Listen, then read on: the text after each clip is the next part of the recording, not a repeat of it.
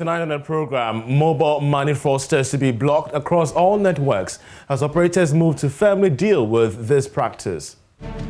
Together as a chamber to say how do we intensify the barriers or increase the barriers to fraud. And blocking the device across all networks is for us one step. This is one activity that we're currently focused on. Calls for cybersecurity to take center stage in boardrooms of businesses. We have more from the 2021 Executive Insight Conference organized by Innovari in collaboration with Joy Business. Plus, government hopeful the current spike in prices of foodstuffs and the shortage will normalize by December this year. They will come down naturally. Is that a surety for Sure, you? by Christmas, this wouldn't be. We have more on these coming up shortly after the break. Do stay.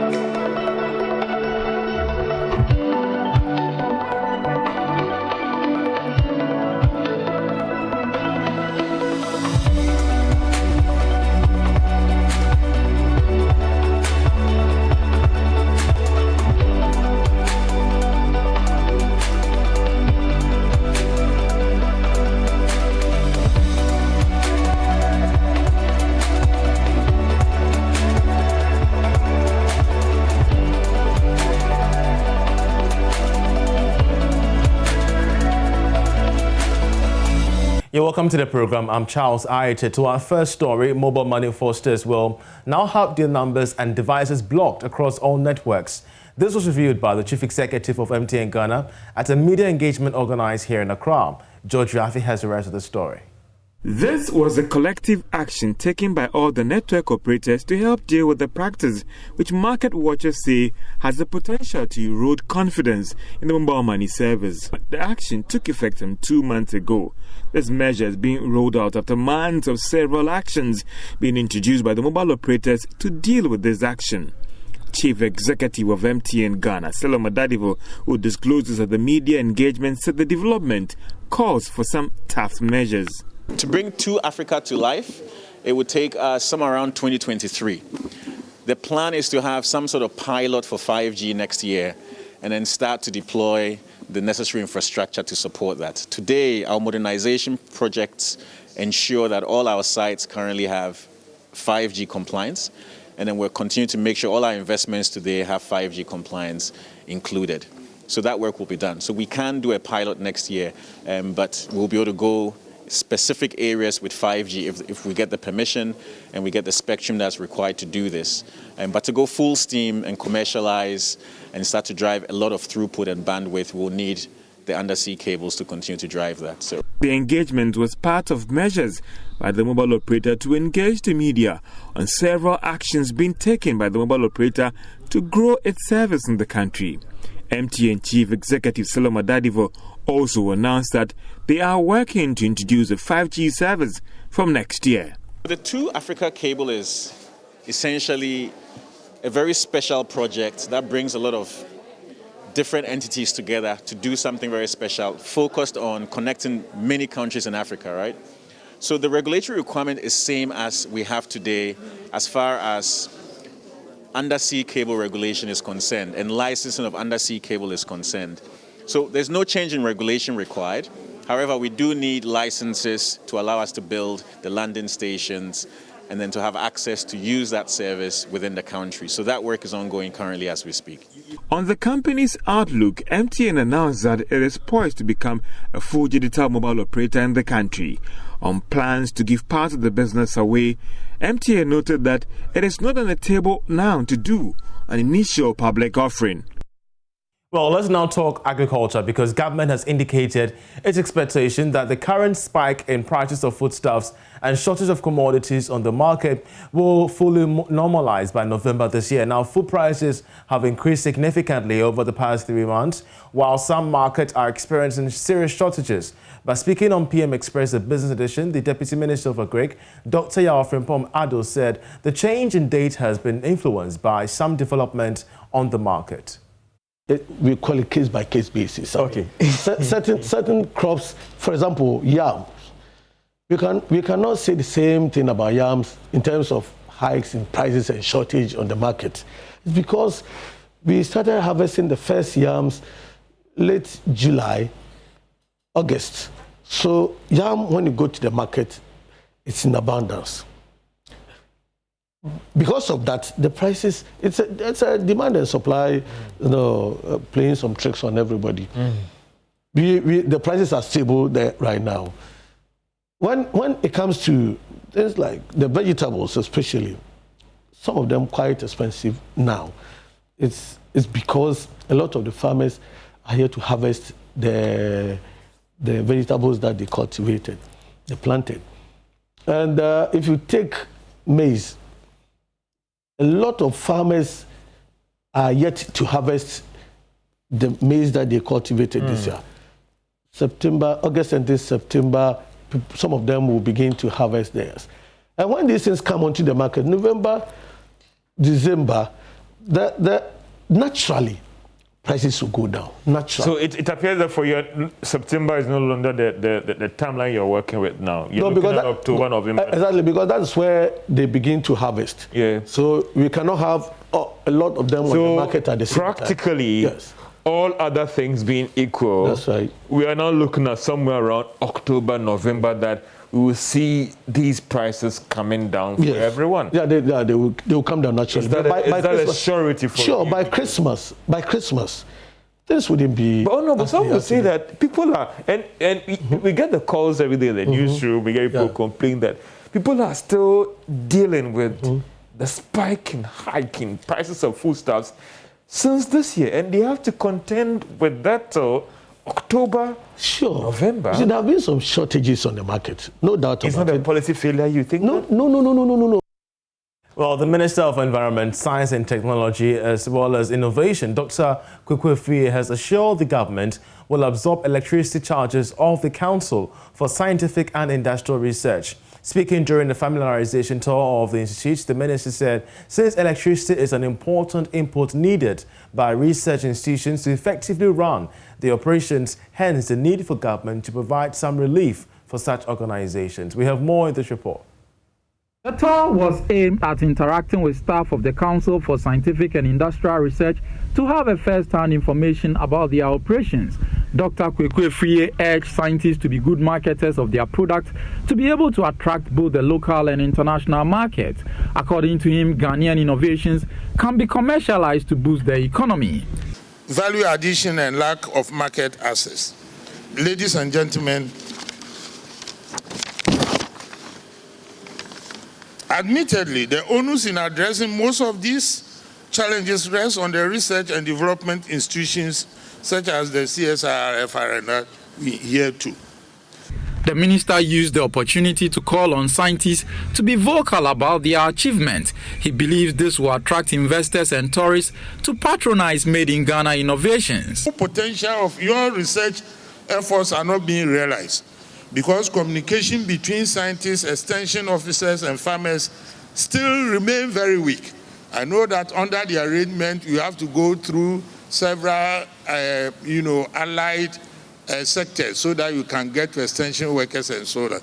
Director General of the Institute, Professor Victor Ajimai, in his remarks said the CSIR is working to be competitive on the international market through scientific and technological research.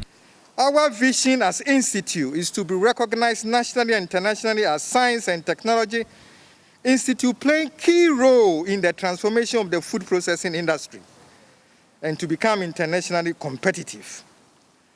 The Council for Scientific and Industrial Research has the mandate to lead the country into the development and shaping of science policy and the promotion of information technology and innovation in Ghana.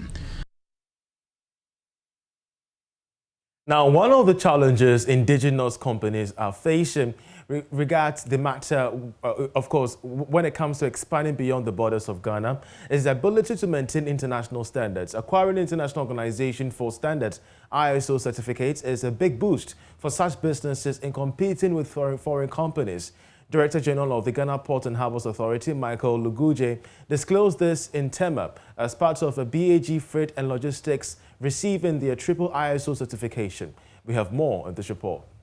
In 2009, 3 shareholders, Bartfred Simpson, Atokwe Green, and Joseph Kujobani began a journey to build a world-class company in Ghana. For close to 12 years, the indigenous business, BAG, has grown from 15 staff to 250 staff, providing international freight forwarding, customs brokerage services, and radioactive and explosive transports. With its footprint beyond oil and gas sector, the company has received ISO 9001-2015 Quality Management System, ISO 14001-2015 Environmental Management System, and ISO 45001-2018 Occupational Health and Safety Management System. By receiving these certificates, Director General of Ghana Ports and Harbours Authority, Michael Luguje, is asking BAG to target other parts of the continent with its success. He says the company's numerous awards must continue to reflect in its operations. They have consolidated their position, not just serving local imports, but serving oil and gas industry, which is global. All the brand names across the world in terms of the oil majors have been, at one point or the other, customers to BAG Freight. So it means that their penetration into other countries around this West and Central Africa or Africa, they wouldn't be new anymore. Because don't forget, in a lot of the oil and gas sector, majority of the oil majors are the same companies operating in other countries as well. So BAG can enter now into any other economy where it is about their area of operation with ease, thanks to the origins Ghana gave to them. Meanwhile, Chief Executive Officer of BAG Freight and Logistics, Joseph Kujobani, says the ISO certification will spur them on to greater heights. We have been able to build a logistics company to a level that we can compete favorably with any other international companies. But our advantage here is that we are Ghanaians, and when we work, whatever we bring in stays here. We employ Ghanaians. You see, so I'll say that the sky is the limit for where we've got into, and with encouragement from officialdom, we should grow and grow bigger and employ more Ghanaians. Stakeholders in the maritime space, traditional authority, customs, among others, were present to support the company cut tape and dedicate its office complex. You're still watching Business Live. Still to come, pet insurance introduced in Ghana. We'll hear from insurance expert Shaibu Ali to help us understand the concept of insuring our pets. Just stay.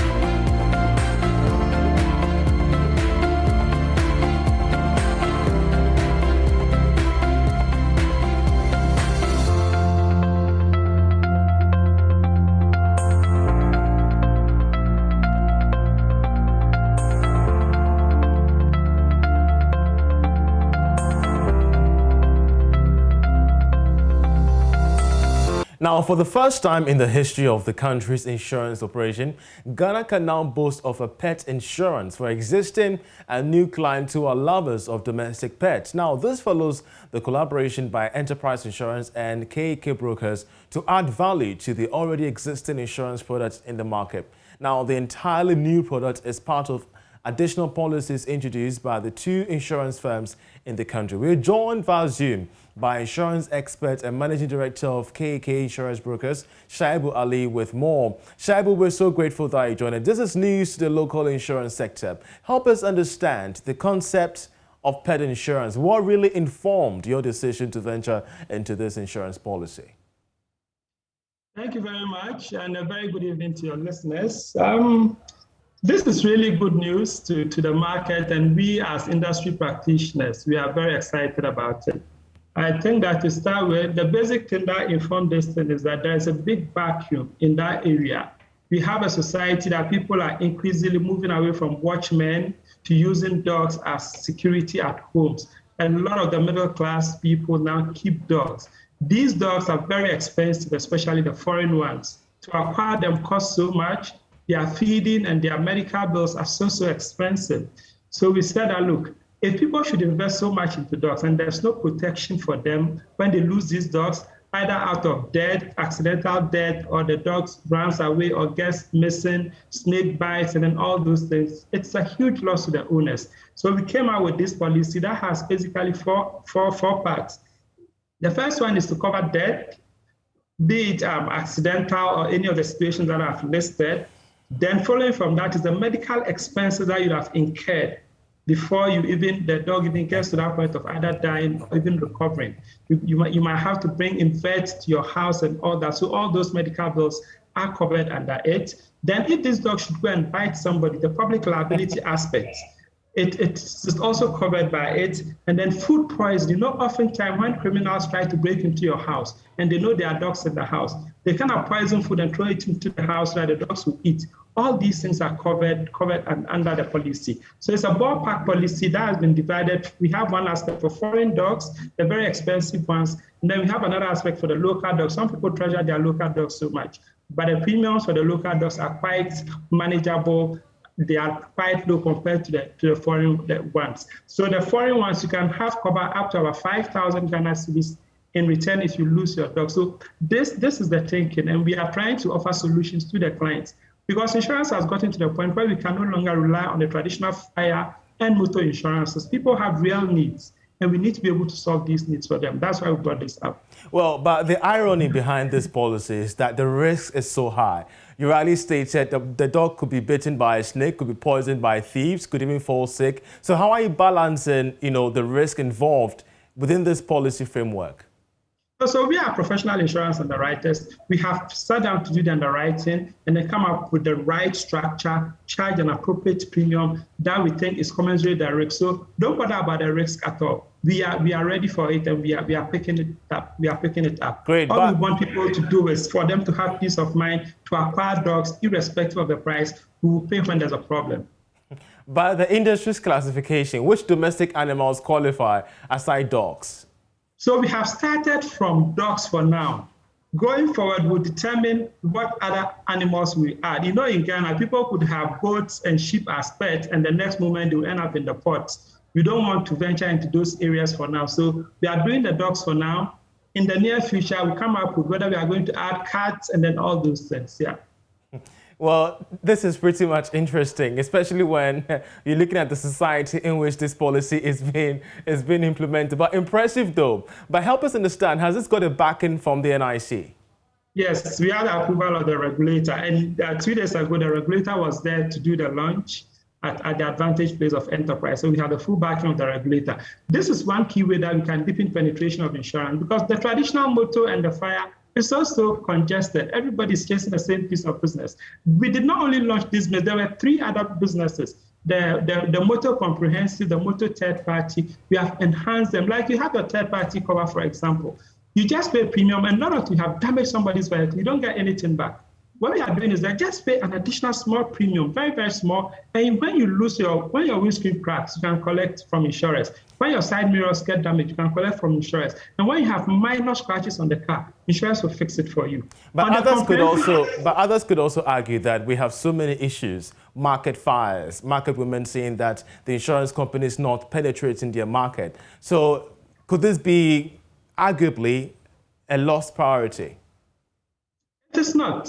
It is not, because, look, we have different people with different needs. The market people have their needs. The domestic people also have their needs. In the case of the market people, oftentimes, they don't even want to take the insurance. Go to Mokola and see how many people have fire insurance. All right. People go there every day, but they don't want to take it. Apart from that, the risk itself is not very attractive because of the way the place is congested, the wiring system of the place, all that makes the risk a very bad one. And these things need to be fixed to make it very attractive to insurers. So why the collaboration with Enterprise? What are your respective roles in this niche policy framework? Enterprise is one of the leading insurance companies in this country.